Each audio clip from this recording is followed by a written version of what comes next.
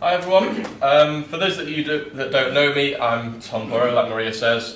Feel free to tweet during my presentation using the CIEM10 hashtag and add me in at TMBurrow if you so wish. Today I'm going to be talking to you about how the professional sport industry maximises its revenue streams and whether we, as the music industry, can learn from its example. Now you might be wondering why I've chosen sport to look at as an example of revenue maximisation, particularly when you look at this graph. It compares the total revenue in the American leagues in basketball, American football and baseball, and in England, the Barclays Premier League. Now as you can see, revenue for the music industry in 2010 was second only to Major League Baseball and higher than the rest. So where's the problem?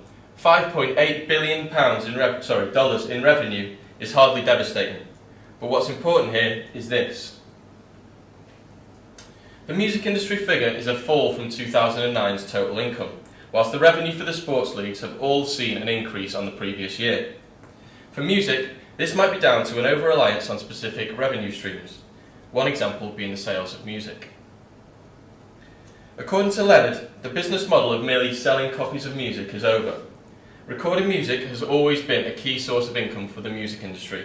But Leonard thinks that instead of becoming over-reliant on a part of the industry that seems to be diminishing, we should be identifying new income streams to increase revenue in other areas. As a key source of revenue, recorded music can clearly be seen here to be in decline, albeit very slowly. Since we're all aware of this trend, maybe it'd be worth looking to the example of sport and considering new ways to make money rather than just letting traditional sources decline. Now, a decade ago, sport and business professors Rosner and Shropshire identified a similar issue for the sports industry, which was also becoming over-reliant on a specific income stream. In the NFL, NBA and MLB, gate receipts were the sole source of income. But now, just 10 years later, they make up 75% of total income. So perhaps the music industry does have something to learn from sport. Now, sport and music have one significant factor in common, and that's fan loyalty.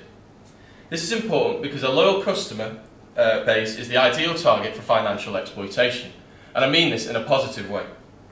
In some ways, music's at an advantage here, because it's possible for fans to be loyal to more than one artist, whereas in sport, loyalty is much more exclusive. Now, the flip side of this is that loyalty of sports fans is rather more undying, sometimes a matter of life and death. Fans will stand by their team through the good times and the bad to a degree, but this is less certain in the case of music. The release of a bad album or an artist changing direction can see them go from hero to zero overnight, just ask the Kings of Leon.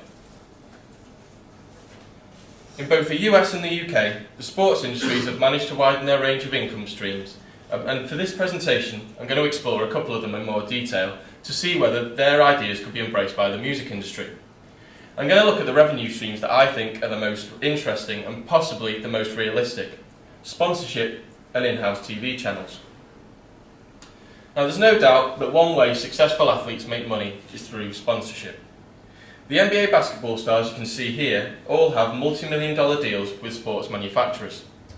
Miami Heat's LeBron James earned almost $13 million a year to wear Nike footwear and clothing, whilst Allen Iverson got $10 million for 1 year with Reebok. These deals might be commonplace in the sports industry, but would they work if replicated in music? Well, to an extent, they already are at festivals, where sponsorships have contributed to overall revenue, and artists seem to be catching on. For example, when One Night Only were dropped by the label, they used sponsorship as a way of prolonging their career. They teamed up with Burberry Eyewear to release the single Long Time Coming, appearing in photo shoots, fashion shows for the clothing brand. The music video for the single saw them wearing Burberry exclusively, and consequently served as an advertisement for Burberry as well. The video ended with the band standing on a studio stage with the words Burberry Eyewear illuminated beneath them, as you can see in the picture here. But their association with brands didn't end there. They then teamed up with Coca-Cola to release the single Can You Feel It? The song reached #1 in Japan, but for this, their deal meant that they had to use the brand's jingle, which we'll hear in a second, as the melody for the song, which would then be used in advertisement for the drinks company. There was also an interactive video available on the Coca-Cola website, allowing fans to place themselves alongside the band by uploading their own video footage. When talking about the partnership, George Craig, the band's singer, said, "There's nothing better than getting in from school, opening a Coke and playing your favourite music." Alright George, you say so. So this example shows that musicians can use sponsorship for financial benefit. But is it selling out? Adele certainly thinks so.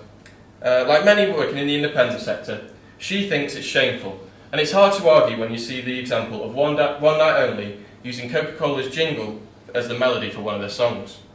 They seem to be making music to fulfill a brand's needs, which for me, and many others, isn't right.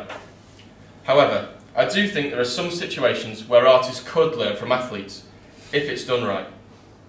This is hip-hop collective Odd Future Wolfgang Kill Them All, or Odd Future for short. They're an act who are making waves in the music industry through their innovative music and business acumen, and for me, they're the type of artist that could be using sponsorship to create more revenue. The group's leader, Tyler the Creator, is a regular wearer of apparel made by New York skate clothing company, Supreme. As you can see in the screenshot from his 2011 video Yonkers, he's wearing a Supreme hat. The video now has more than 43 million hits on YouTube. He wore the hat again on the Jimmy Fallon Show, which has an average of 2 million viewers each episode. There are even forums on our Future fan pages dedicated to what Supreme gear Tyler's wearing. So we can see here that there's a brand and band association. And here he is wearing the hat again in a Wonderland magazine photo shoot. Now Tyler's often asked about his affiliation with the brand, and he says that Supreme is a brand that he and the rest of our future like, but they don't have a sponsorship deal which brings them any revenue. Now it's important to point out at this stage that when I say sponsorship, I'm not talking about brands giving away free clothing or free products, because that's pretty commonplace in the music industry. I'm talking about the fact that Odd Future receive no revenue through their promotion of Supreme's products. So why shouldn't Supreme offer Odd Future a sponsorship deal? If Tyler and the rest are wearing their gear and it's giving them, getting them more sales, then what's the difference between what they're doing for Supreme and what LeBron James does for Nike? Personally, I don't see much difference at all. I suppose the issue here, at least for the artist, is that lies in the whole selling out argument. But in this case, I can't see why that would occur. Tyler and the rest of Odd Future speak freely of their love for the brand, and the fans don't seem to care. Now it looks to me like this is the perfect opportunity for Odd Future to make some more money. I mean, an athlete would have done it a long time ago. But although I think that sponsorship could be a way to make more revenue in music, there are a few things that we should consider first. The difference between athletes and musicians is that athletes, for the most part, seem to maintain a better public image, something which is more difficult for musicians, probably due to the nature of the business. For example, in the past, Odd Future have been criticised for their controversial lyrics. Having said that, Supreme's a fashion brand influenced by skateboarding, hip-hop and punk cultures, all of which create their fair share of controversy. Sponsors might fear the unpredictability of the artist and the effect that their behaviour might have on the brand. Look at Tiger Woods. He was a clean-cut PR dream, earning $100 million in endorsements every single year. But he lost 6 huge sponsorship deals after admitting to a range of sexual escapades. For a sponsor, negative press is anathema.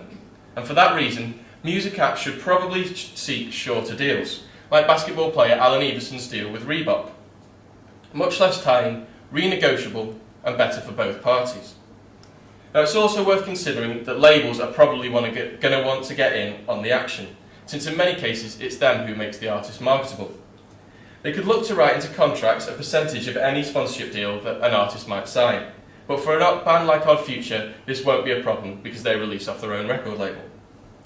For now though, I don't think labels should be the ones seeking these deals. To use publishing as an example, newer artists tend to lose publishing rights due to their lack of power and end up having their music synced without approval as it's in the label's hands. For this reason, I suggest the power remains with the artists and their management should these deals become commonplace. To put it simply, let the artist make the deal and retain control, and let the label have a percentage. So that's one way of making money, attracting more sponsorship.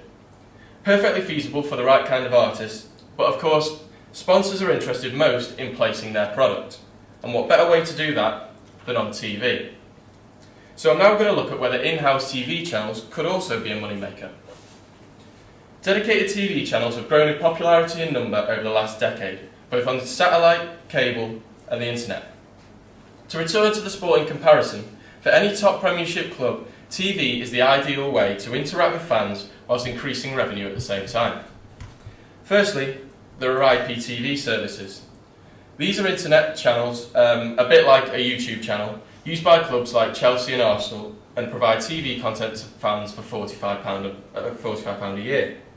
However, some clubs such as Manchester United and Liverpool have gone one step further, offering a designated channel on Sky and Virgin. Now let's take Manchester United as an example. And MUTV was launched in 1998. It offers fans exclusive interviews, past matches, live reserve and academy games, and football and news and other themed programming. MUTV is available for fans subscription at £6 a month, and it's added to their Sky bill. And Manchester United Chief Executive David Gill says that MUTV gets up to 100,000 subscribers at any one time during a season. He says he's happy with the figures, and why wouldn't you be? £72 for up to 100,000 subscribers is £7.2 million of possible revenue each year. Even with Sky B's 33% share in MUTV, the club retained £4.8 million of turnover. And if they only reached 25% of that target, that's still £1.2 million in revenue. These figures suggest that TV is a moneymaker if it's done properly. So could the music business make money out of it?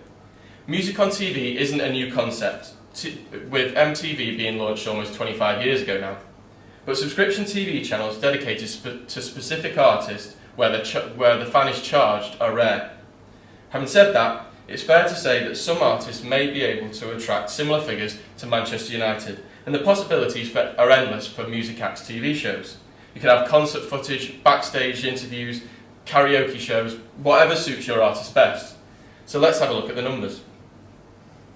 Now, to compare artists with football teams, I've devised a way to quantify the interest in their product.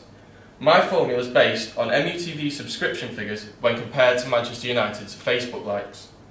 By taking the subscription figures as a percentage of Facebook likes, this gives an estimate of how many of those that like the club are willing to pay £6 a month to watch MUTV. Then, by taking the same percentage of the Facebook likes of various artists, it's possible to produce estimated revenue forecasts for them if they were to have their own TV channel. So theoretically, 0.4% of Manchester United's Facebook likes come from those that subscribe to MUTV. I've worked out the same percentage for Adele, One Direction and the Beatles on Facebook to find their estimated revenue from a TV channel using this formula. This is the figure represented by 100% on the following revenue charts. So, if Adele fans were willing to pay just £10 a year, which is the same price as an album, this could make her more than £1 million in revenue if she reaches that 100% potential. But in her case, I think that asking 100,000 people to subscribe to the service would be too big an ask, as Adele's audience is a widespread demographic made up of all age groups, many of them likely to be more middle-aged and possibly less tech-savvy. So the less optimistic 25% figure is probably more realistic here. But I think getting 27,000 subscribers to pay less than £1 a month is perfectly feasible, especially after Adele's recent success. Now, if this was achieved, it'd earn her £270,000 of revenue on top of what she already earns. Not massive, but a substantial figure nonetheless. Now, for X Factor graduates One Direction, this kind of product could be perfect. For them, I've estimated that fans will pay £35 a year. Now, this higher figure reflects that charge by Miley Cyrus, a US artist with a similar fan base, who asked fans to pay this amount for access to her Miley World website. If this figure is financially acceptable for her fans, I'm sure it would be for One Direction, who've been a massive hit with teen girls throughout the UK, and their fan base is expanding to the US and Australasia as well. Now, this fan base would represent a high number of subscribers to the TV channel should they decide to make one, and I think that they could definitely be looking at the 100% figure on this revenue forecast. And for that, their reward will be more than £750,000 from only 21,000 subscribers. Definitely financially viable if it's cost effective.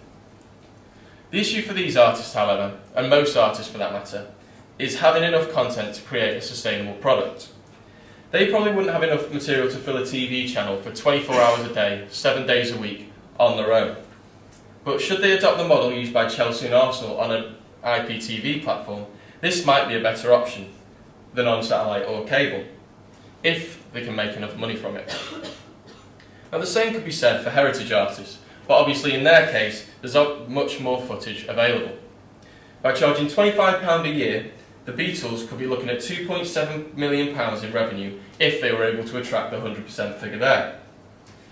Again, I don't think this is necessarily realistic in the first year of a venture like this, so to be safe, let's look at the 50% mark, which will still provide positive figures.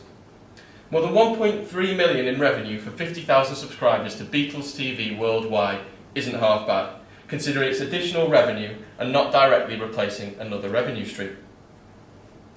So, another more realistic option is for labels themselves to set up a TV service, particularly those with a larger roster of artists. Domino Records house bands such as the Arctic Monkeys. Psycho look after winning X Factor contestants amongst others, and Island Records have a huge back catalogue of artists ranging from the last 40 years. For devotees of a particular genre, maybe this would be more tempting.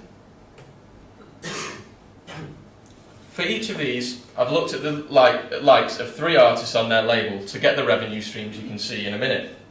For Island, for example, I use Rihanna, Justin Bieber and Jessie J. So for Domino, reaching the 100% revenue potential would generate an estimated $250,000 from 16,000 subscribers, each paying £15 a year. However, taking the nature of the label's artists, I reckon that it's probably going to be a lower uptake than this, but even 50% potential would net them £120,000. Psycho could potentially do much better, given the popularity of their roster, who have all featured heavily on primetime TV already. Meeting 100% potential here would mean getting £1.2 million of revenue from 40,000 subscribers at £30 a year. This is a higher subscription fee, but remember, it's still less than half the price of an MUTV subscription, and they could show past X Factor footage as well because they own the rights. By charging £15 a year, Island TV could generate £6.3 million from 420,000 subscribers. But you might say that if MUTV can only attract 100,000 subscribers worldwide, even after 14 years of the service, that expectation is way too high, at least at the initial stages. But considering the fact that Island have subsidiaries like Def Jam and Mercury, they'd be able to offer a product with programmes from Rihanna, Justin Bieber and others. But even, let's look at the 25% uptake here, and that would still bring in £1.5 million of revenue from 100,000 subscribers, which is possible if you've got Bieber and Rihanna as part of your product. The internet might be the safest place for individual artists, but with their depth and breadth of material, label TV is likely to be more suited to satellite and cable. So if Island, for example, tried to negotiate a deal similar to that between MUTV and Sky, and offer B-Sky B a 33% stake, these would be the figures they might expect to make.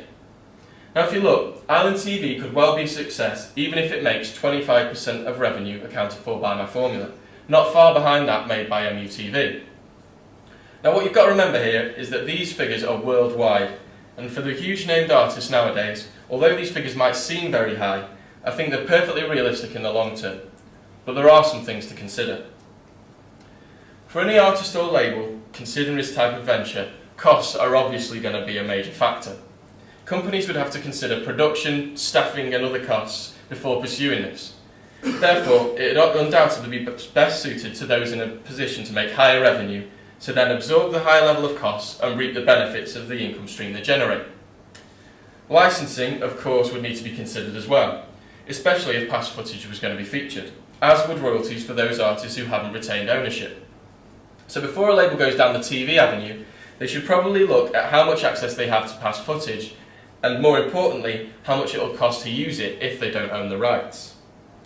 Now the decision whether to go with satellite and cable or IPTV might also be influenced by the type of artist we're talking about.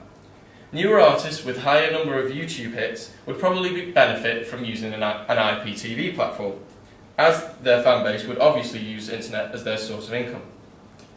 Whilst label TV would probably be more suited to satellite and cable if they have enough material to put out 24 hours a day, 7 days a week. Now, the most important thing to consider here for me is, would there be interest from fans? Now, obviously my figures are worked out using a formula I've created and can't be taken as definite. But major record labels and some independents now have in-house insight teams to carry out market research. Perhaps these departments should look to discover whether these channels would be of interest before putting a lot of time and money into them. However, for only a small outlay, fans would get a variety of material from a range of their favourite artists and perhaps the opportunity to interact with them more closely. Of course, as I mentioned before, fans are inevitably going to want material from more than one artist, but at such a low subscription price, they could join all three of the label channels I've just mentioned for half the price of a Spotify subscription fee. So, can the music industry replicate the way that sport maximises its revenue? I think it can. With regard to sponsorship, I think it's all about getting the right artist with the right brand and making things subtle. The major issue with this is the whole selling out argument. But as we've seen, there are artists already promoting products for brands, but not reaping the financial rewards. Maybe it's time they should be.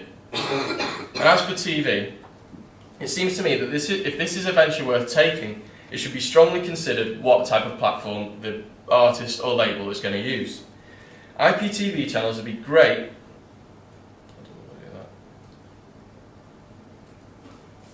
For the right kind of artist, like One Direction, whose fans are operating digitally, and I think satellite and cable channels would probably be left to the labels. I think that many of the artists around today, like Bieber, Gaga, Katy Perry, Rihanna, are all acts that kids would rush home from school to watch. So why not set up a TV channel for them to watch them on, and we'll reap the financial rewards as a result. Every week, there are more music channels appearing on cable and satellite. There are also increasing numbers of sports channels. The difference is that sports channels are generating income for a particular organisation. Artists or label TV would generate the new income stream that would benefit the fans, the artists, the labels, and significantly for this presentation, potential sponsors. Any new outlet for a product widens its appeal, achieving a higher brand awareness. For organisations who want to widen the appeal of their own products, such opportunities would be hard to resist. Going back to David Gill of Manchester United, he said that MUTV allows them to offer advertising slots to their partners. So music could offer advertising opportunities to their sponsors if they were to embrace in-house TV ventures as well.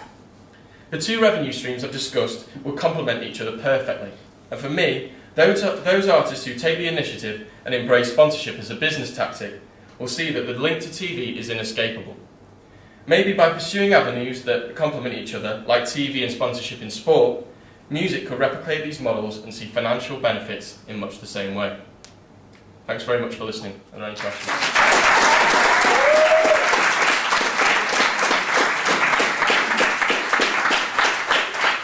Questions for Tom? Dan? Yeah, I was just tweeted something saying, you mentioned about labels having their own channels.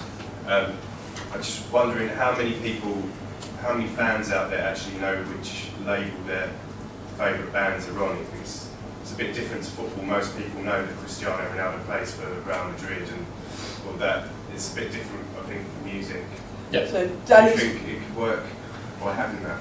Danny's question is there such a clear link between musical artists and their label as there is, for instance, with footballers and their team? We all know which team the major footballers play for and our own favourite footballers, but we don't know necessarily that a particular artist is signed by a particular label.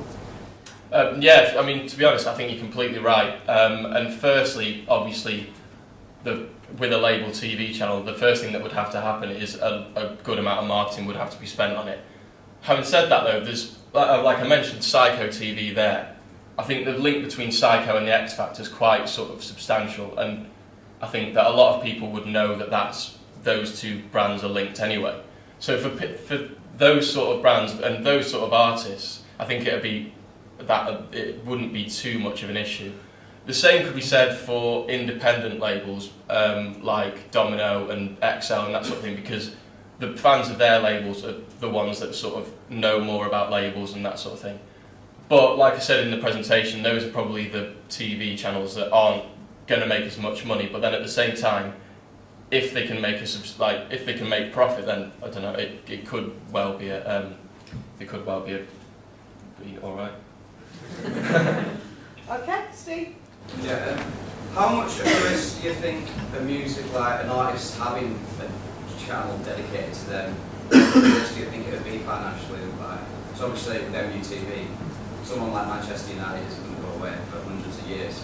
Do you think there is a massive risk in, say, I think Will Cranley put on Twitter, saying if you had like Kanye West TV, would there be a big risk in that? So I think probably everybody heard, but the question is, what about the risk, given the potential for short careers, as opposed to the longevity of careers of football teams, which are obviously going to go on and on? Yeah, I mean, like I said in the presentation, I think for satellite and cable, it'd probably be more suited to labels, and the labels would probably be ones that know that they're going to be about for a while. So, like I said, Ireland have been around for 40 years, and they're not about to go anywhere, are they? And then, like I said in the presentation again, artists are probably going to be more suited to the IPTV platform. So, if that was the case, then it wouldn't be there wouldn't be the issue of taking a channel down from TV. It'd just be taking it away from, say, the artist's website or something like that. And if the artist's going away anyway, then the website's likely to go away as well. Yeah. Question at the back, is it Ollie? If you had an IPTV channel for a current artist like Adele, then there'd be obviously constant updates and things. But do you think it will be sustainable for heritage artists like me? So is it sustainable for heritage artists who aren't necessarily doing stuff at the moment? I mean, I used the example of Beatles TV there because Paul McCartney's obviously still releasing music. But to be honest, yeah, no, I do think you're right in that for someone like, I don't know,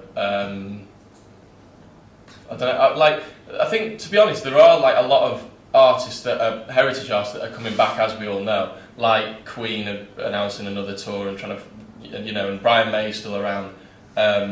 Rolling Stones are still rumored to be doing stuff now and again, and it's like if that is the case, then I think it's worth taking this venture. If it's sort of all past footage, then yeah, I think you're probably right. It's not worth doing. If there was somebody else, Will, do you want to? Yeah, I think it sparked a little debate on the Twitter feed of what type of content would be on that type of stuff. Yeah, I mean, obviously it would depend very much on who the artist is. I think for a band that's predominantly live and sort of, like say Muse for example, you could use a TV channel even if it was online or on TV as part of their label channel to show concert footage because they're sort of known as being an online band, whereas say an artist like One Direction who've got sort of a younger fan base could have karaoke shows and that sort of thing. I think like at the end of the day there are YouTube channels available for each artist now. It's just the point that no one's actually looking at the point that no one's making any money out of it, and there are other industries that are. And at the same time, the ones that I've showed you there, like I said, if you join the 3 label TV channels that I suggest, then it's half the price of the Spotify subscription fee. Okay, last 2, which is Helena and Carlos. My question was the same as Will's. Okay, you can get in then. Cool. I was wondering, what do you think about like a radio station? There's a lot. I mean, to be honest, it's not something I looked into, but obviously, like you all know that Domino did their own radio station. I don't know about a year ago now, was it? Yeah. In all honesty, it's something that I haven't looked into, but it's. I mean, I suppose Domino would have carried it on if they thought it was something that suited them, and they didn't. So. Carlos? Do you think if they, for example, the label or the artist, makes bigger the potential market by making the service free, would they be able to use just sponsors for promoting the channel as a better option rather than charging people 10 quid a year?